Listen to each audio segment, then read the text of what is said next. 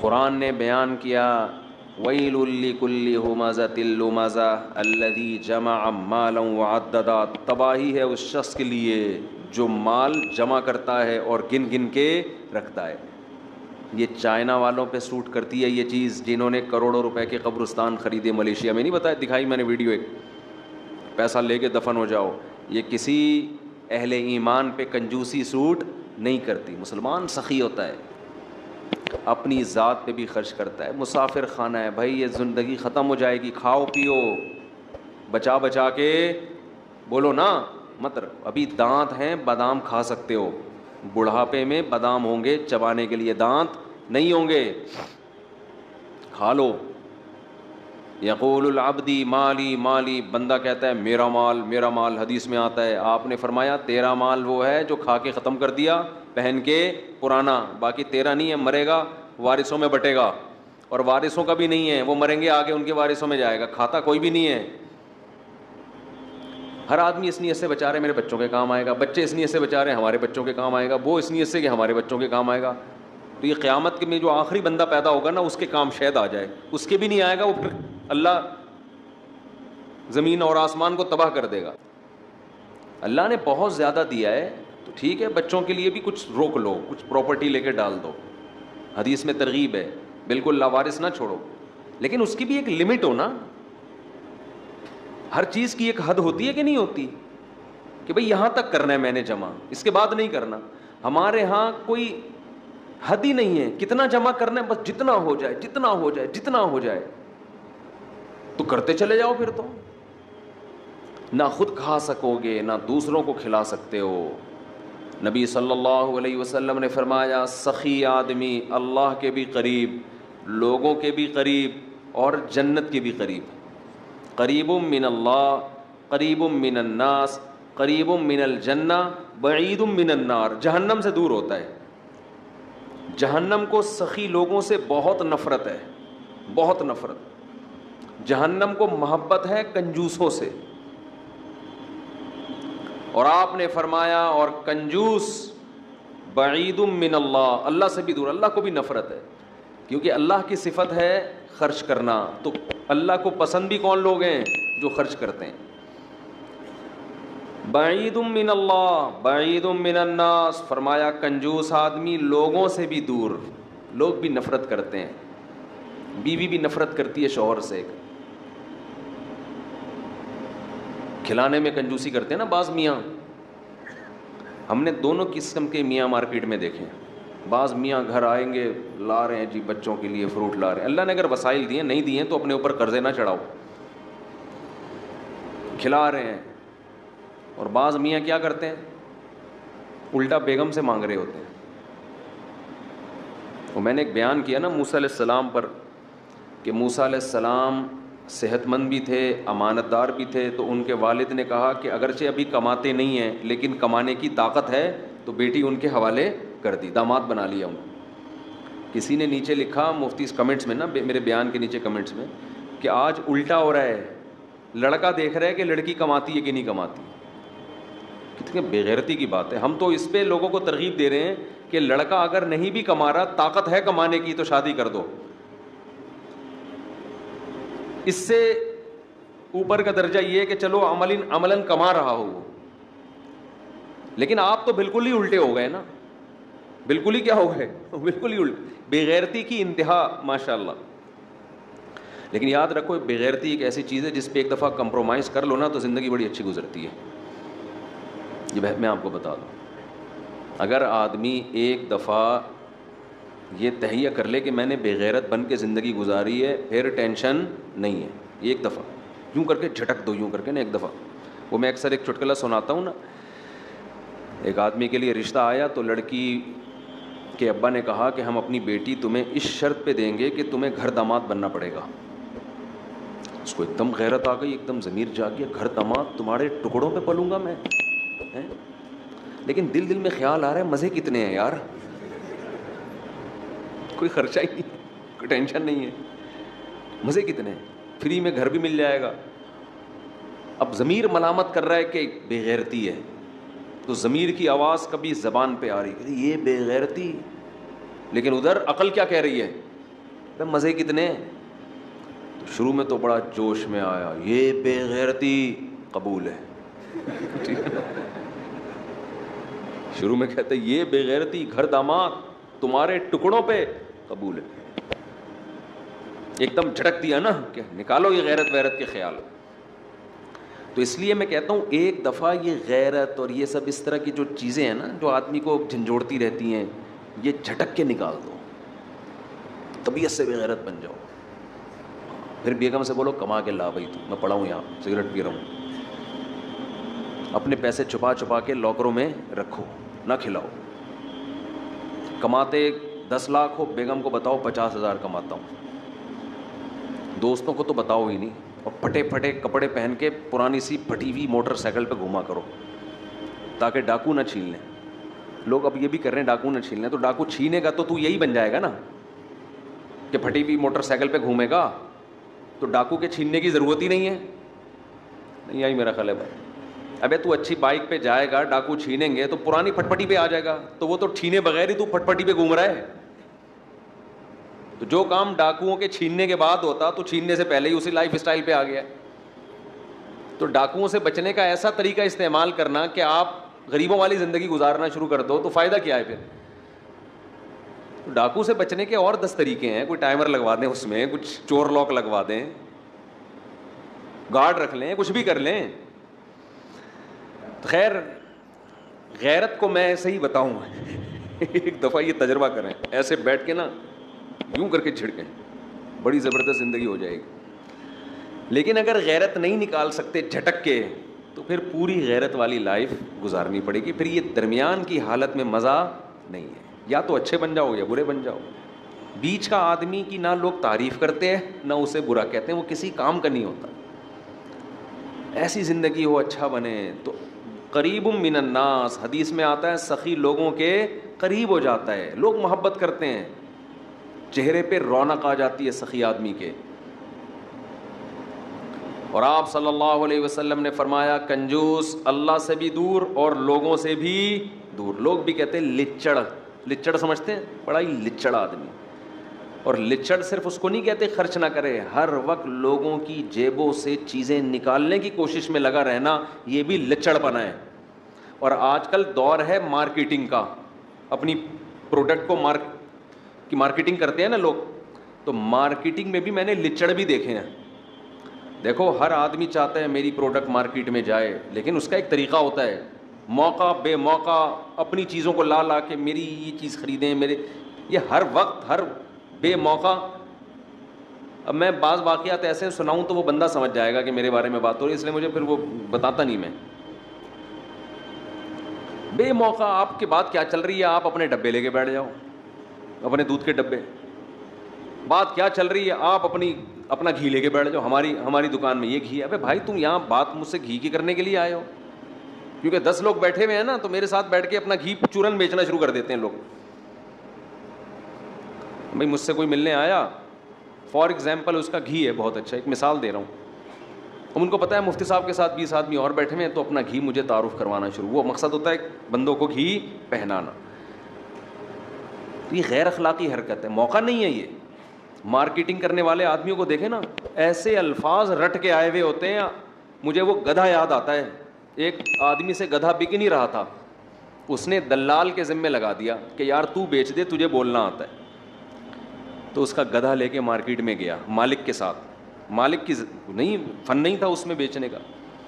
اب اس دلال نے اس گدھے کی تعریفیں شروع کی ہیں کسٹمر بنانے کے لیے. یہ ایسا گدھا, اس پہ قائد اعظم بیٹھ کے گئے تھے, یہ ایسا گدھا, اس کے زمانے کے سارے گدھے مر گئے, یہ زندہ ہے, اور ایسا گدھا, پتہ نہیں اتنی تعریفیں کی. مالک نے کہا وہ اتنا متاثر ہوا اپنے گدھے سے, ٹھیک ہے نا, اس نے کہا اتنا قیمتی گدھا میں نہیں بیچتا.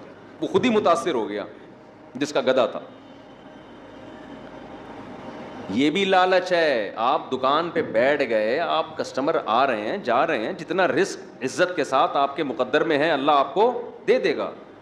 دور دور سے آوازیں بڑھ رہا, ہاں باجی, ہاں صوفی صاحب. آپ دیکھو نا مارکیٹوں میں چلو تو کیا ہوتا ہے, اب تو ہم زیادہ گھومنا پھرنا چھوڑنا پڑ رہا ہے, ورنہ جب کبھی میں صدر میں جاتا تھا ہمارے ٹوپی ہوتی تھی نا, ہاں صوفی صاحب. او بھائی میں اپنے کسی کام سے جا رہا ہوں یار, صوفی صاحب. بلا رہے ہیں کھینچ کھینچ کے, بیٹھو تو صحیح, کپڑے کھول کھول کے نا سارے کپڑے کھول دیے دکان میں. اور خواتین کتنی ہوشیار ہوتی ہیں, پوری دکان کھلوا دی اس سے, اس کے بعد پتہ چلا یہ یہاں کپڑا خریدنے آئی ہی نہیں ہے, یہ تو کسی اور, یہ تو چمنی آپا سے ملنے کے لیے آئی تھی یہاں پہ. لیکن دکان والے کو اس سے غرض نہیں ہوتی, یار کوئی بات نہیں, وہ لپیٹ دیں گے دوبارہ. تو اللہ رزق دیتا ہے استغنا کے ساتھ. میں یہ نہیں کہہ رہا کہ اس بہت زیادہ مستغنی ہو جائیں, لیکن اتنا پیچھے سے آوازیں دے دینا اور اس کو اتنا پیچھے گھر تک چلے جانا, بھائی تو تیرے رزق مقدر میں ہے, اللہ تجھے یہاں عزت کے ساتھ دے دے گا. سعودی عرب میں جو عرب لوگ ہیں نا, ان میں کچھ خامیاں بھی ہیں, بہت ساری خوبیاں بھی ہیں. ایک بڑی خوبی عربوں میں استغنا. ہمارے حضرت فرمایا کرتے تھے, ہم جب سعودی عرب میں دکان میں کوئی چیز خریدنے جاتے ہیں نا, عربی سے بولو یہ کتنے کی, وہ بتاتا اتنے کی, دوبارہ پوچھو گے نا, بولے گا چلو. ان کی زبان سے نکلتا نہیں ہے نا چلو کا لفظ, تو پاکستانی کو دیکھ کے کہتے تھے چلو نکلو یہاں سے, لینے لو نہیں تو نکلو, اتنا ٹائم نہیں ہے. ہمارے ہاں آپ دیکھو, اس کے پاس لگتا ہے بہت ٹائم ہے, دکاندار کے پاس اتنا ٹائم ہے کہ اس کو اگر سجدہ بھی کرنا پڑا نا 1 گھنٹے کا کسٹمر کے سامنے, یہ کر لے گا. تو اللہ کو لالچی لوگ پسند بولو نہیں ہے.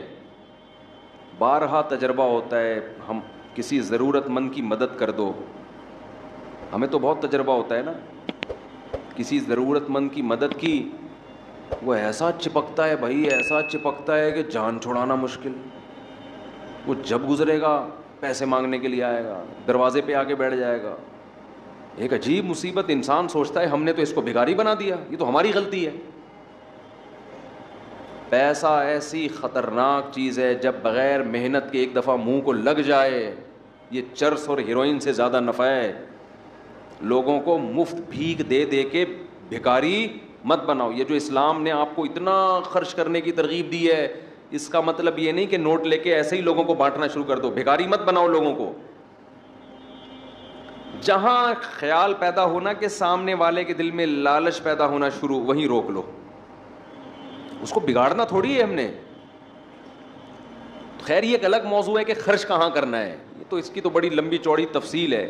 لیکن ذہن میں یہ بات بٹھا لیں کہ اللہ کو, اگر آپ اللہ پر آخرت پر ایمان رکھتے ہیں تو آپ کو خرچ کرنا نہیں بلکہ خرچ کرتے رہنا ہے. جیسے کھانا ایک دفعہ نہیں کھایا جاتا, ہمیشہ کھاتے رہتے ہیں موت تک. نماز ایک دفعہ نہیں پڑھی جاتی, موت تک انسان پڑھتا رہتا ہے. تو سخاوت کا بھی اسلام میں یہی اصول ہے, 1 آدھ دفعہ نہیں, کنٹینیو یہ کام کرتے رہنا ہے, کرتے کرتے مرنا ہے. وفی اموالہم حق للسائل والمحروم, اللہ کہتے ہیں ہمارے نیک بندوں کے مال میں سائل جو مستحق بھکاری ہیں, مستحق ہیں, ان کے لیے اور محروم لوگوں کے لیے حق ہے. وہ سمجھتے ہیں ہماری ذمہ داری ہے ان کو کھلانا. تو خوب خرچ کرو. ولا تخش من ذی العرش اقلال, حدیث میں آتا ہے, حضرت بلال سے آپ نے فرمایا انفق یا بلال, اے بلال خرچ کر اللہ کے لیے, اور عرش والے سے فقر و فاقہ کا خوف مت کر, وہ دے گا تجھے دوبارہ. اور اپنے گھر والوں کو بھی ترغیب دینی چاہیے خرچ کرنے کی. آج ہمارے یہاں بعض دفعہ مرد تو خرچ کر رہے ہوتے ہیں, گھر میں عورتوں کو ترغیب نہیں دے رہے ہوتے. جب یہ نماز کی طرح ہے تو جیسے نماز مردوں پہ ہے عورتوں پہ بھی ہے نا, تو ہمارے نبی تو اپنی ازواج کو کہتے تھے خرچ کرو, حالانکہ گھر میں 40 دن چولہا نہیں جل رہا, لیکن ان سے کہہ رہے ہیں کہ کیا کرو, خرچ کرو. اور چولہا جلتا بھی اسی لیے نہیں تھا کہ جو نبی کے گھر میں آتا شام ہونے سے پہلے صدقہ ہو جاتا تھا. بچوں کو تربیت دیں خرچ کرنے کی. گلک بنا کے رکھے ہوئے ہیں, گلک جس میں بچے کیا کرتے ہیں جمع, ان کو یہ عادت خراب کرنے والی بات ہے.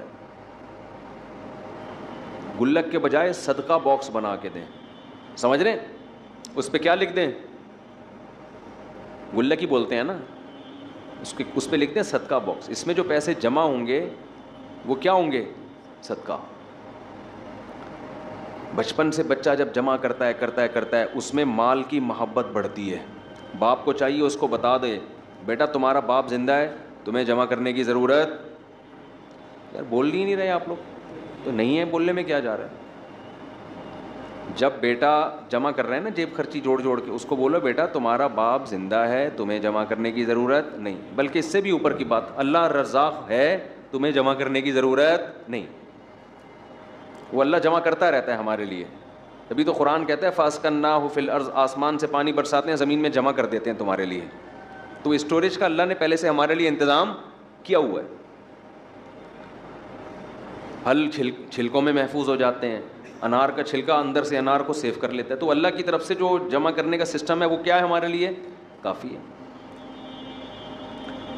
اب بچہ کہے گا ابا پھر کھائیں گے کہاں سے, کمائیں گے کہاں سے, تو اس کو بتا دو بیٹا جو 2 ٹانگیں اور 2 پاؤں لے کر آئے ہو نا, یہ اس لیے تاکہ کنٹینیو کماتے رہو بیٹھ کے. کیا کرتے رہو, کماتے رہو بیٹھ کے. بارشیں بھی برستی رہیں گی اور نلکے میں پانی آ رہا ہے. وہ معین اختر نے کہا تھا, انور مقصود نے معین اختر سے پوچھا خیریت ہے, اس نے کہا الحمدللہ خیریت ہے, نلکے میں پانی بھی آ رہا ہے, پنکھا بھی چل رہا ہے, پیٹرول بھی گاڑی میں ڈل جاتا ہے. اس نے کہا یار پہلے پاکستانی ہو جو اتنی تعریفیں کر رہے ہو, سب کچھ صحیح ہو رہا ہے, رہتے کہاں؟ اس نے کہا دبئی میں رہتا ہوں. صحیح ہے. اس نے کہا کیا, دبئی میں رہتا. تو رمضان میں سخاوت کا دریا, اس لیے رمضان میں دوسرے مہینوں کی نسبت ہمیں کیا کرنا چاہیے, زیادہ خرچ. اب سب سے بڑا ٹیکنیکل پوائنٹ ہے خرچ کریں کہاں, یہ بڑا مسئلہ ہے. افطاریوں کے ڈبے بانٹ رہے ہوتے ہیں لوگ باہر کھڑے ہو کے, ثواب مل جائے گا اس میں. دیکھو آپ انویسٹمنٹ جب آپ کرتے ہو, آپ کو پتہ ہے یہ پلاٹ ایسا ہے 1 کروڑ کا خریدوں گا 2 کروڑ کا بکے گا, اور یہ پلاٹ ایسا ہے 1 کروڑ کا خریدوں گا 1 کروڑ 1 لاکھ کا بکے گا. تو کہاں انویسٹمنٹ کرو گے, تو جہاں ڈبل پروفٹ مل رہا ہے.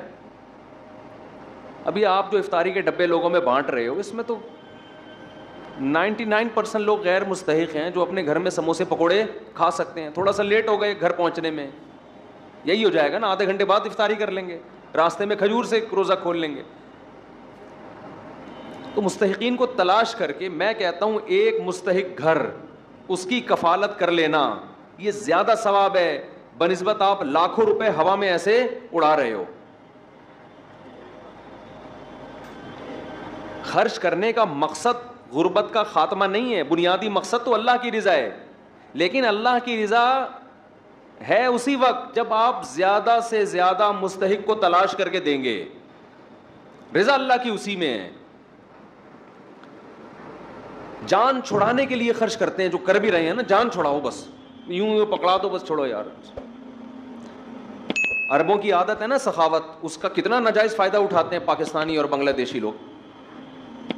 ہم ناظم آباد میں رہا کرتے تھے, ایک بندہ کنٹینر بک کرا کے لایا ہے, ہم نے کہا کوئی بڑا تاجر ہے بھائی, دبئی سے کنٹینر آ رہا ہے, اس کا مال ہی مال اس میں. پتہ چلا حرم میں بھیک مانگی ہے اس کمبخت نے,